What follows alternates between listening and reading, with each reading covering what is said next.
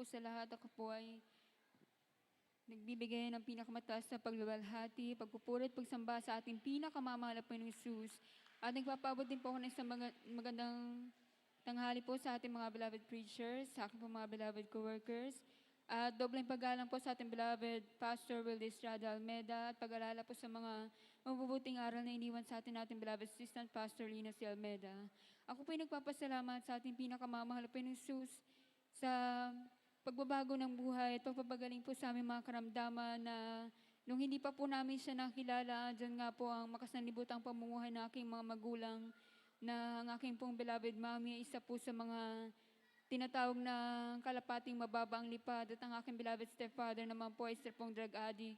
At tunay nga po na nung sila po ay magsama ay dumadalo po kami sa isang Trinitarian congregation kung saan ipinangangaral po na ang babae at lalaki na nagsasama ng hindi kasal ay hindi po kinalulugdan na ating pinakamamahal na Panginoong Hesus.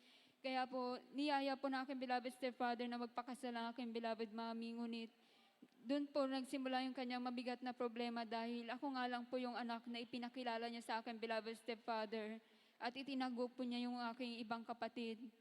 At tunay nga po na isip nga po na aking beloved mommy na kung hindi po niya sasabihin sa akin, beloved stepfather, na meron pa po siyang ibang anak, ay baka habang buhay na po niyang hindi makita ang aking mga kapatid. Ngunit kung sasabihin naman po niya, ay baka daw po siya ay hindi po tuluyang pakasalan. At madadagdagan na naman daw po yung kanyang anak na walang ama dahil nung time po na yun ay ipinagbubuntis na po niya yung kanilang panganay na anak. At nung mga panahon na yun ay televiewer din po kami ng gawain ito sa Channel 13 kung saan naririnig po na aking beloved mommy sa mga kapatiran po na nagpapatotoo na ang Diyos sa gawain ito ay lumulutas ng problema at bumubuo ng wasak na pamilya. At nandyan nga po na sa patuloy at patuloy na panunood po namin sa gawain ito, ang aking beloved mommy po ay nanalangin sa ating pinakamamahal na Panginoong Hesus. At ang sabi po niya, kung lulutasin ng ating pinakamamahal na Panginoong Hesus ang kanyang problema, ay hahanapin po niya ang gawain ito at paglilingkuran niya ating pinakamamahal na Panginoong Hesus. At nandyan nga po isang araw, nakita po namin ang aking beloved stepfather na nagdidikit po ng sticker sa harap ng TV na ang nakalagay, "Forgive as the Lord forgave you."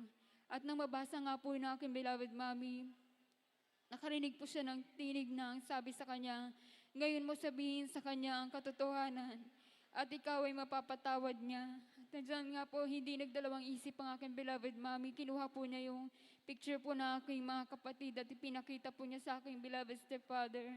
At sinabi po niya na yung dalawang bata po doon ay anak din po niya.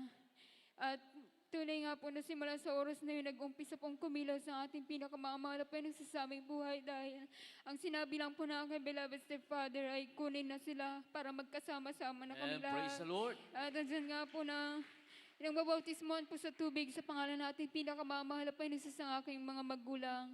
At dyan nga po ang kapayapaan sa tahanan na ipinagkaloob ng ating pinakamamahal na Panginoon sa amin. Ang kagalingan po ng kanilang karamdaman na aking beloved stepfather po ay mayroon pong asthma at ang aking beloved mommy naman po ay may nervous breakdown. Tunay nga po na hindi man po nila hinilingi sa ating pinakamamahal na Panginoon sa instant pong ipinagkaloob sa kanila ating pinakamamahal na Panginoon Hesus. At tunay nga po na pinsasalamatan ko rin po ang ating pinakamamahal na Panginoon Hesus sa pagpapagaling niya po sa aking mga kapatid na nagkaroon po ng tigdas na itim. Na year 1994 nga po yun na nagkaroon po ng epidemya ng tigdas. Tunay nga po na sunod-sunod po ang mga balita ng mga batang namamatay sa karamdaman na yun. At andyan nga po na tinamaan din po yung aking mga kapatid na maliliit pa po noon, ang isa po ay mag-1-year-old pa lang po at yung isa mag-2 years old. At ang pinakamatanda po sa kanila na tinamaan ay magli-5 taon pa lang po. Andyan nga po na sa tagal po ng kanilang dinadala yung sakit na yun ay hindi po lumalabas yung tigdas nila. Tunay nga po na umabot na sila sa punto na hindi na sila kumakain, hindi na po sila umiinom at hindi na po sila makabangon ng mag-isa. Tunay nga po isang araw, tinanggap na po ng aking mga magulang na ang mga kapatid ko ay kukunin na po natin pinakamamahal na Panginoon sa amin. At isang gabi nga po, narinig ko na kinakausap na po ng aking beloved mommy isa-isa yung mga kapatid ko. At sinasabi nga po sa kanila na ano man ang mangyari sa gabing yon sa aming pagtulog ay huwag silang matatakot dahil sa pupuntahan nila hindi na sila magkakasakit.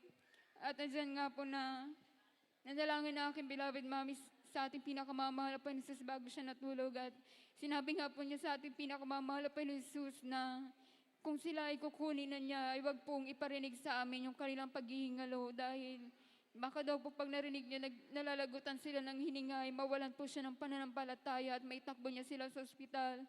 Ngunit kung kalooban ng mahal na Panginoon na sila ay mabuhay pa, palabasin po niya yung tigdas nila. Tunay nga po na sa magdamag na yon ay wala po kami narinig na umiyak, wala po kami narinig na umubo. Mahimbing po kaming lahat na nakatulog, at dyan nga po paggising po ng aking beloved mommy ay tinignan po niya kagad yung aking mga kapatid. At nagpasalamat po siya sa ating pinakamamahal na Panginoon Jesus dahil sa umagang yon, humihinga po ang aking mga kapatid at ang tigdas nila mula ulo hanggang praise the paa. Lord. Pinalabas po lahat ng ating pinakamamahal na Panginoon Jesus, at sabay-sabay din po silang pinagkalooban ng kagalingan ng ating pinakamamahal na Panginoon Jesus.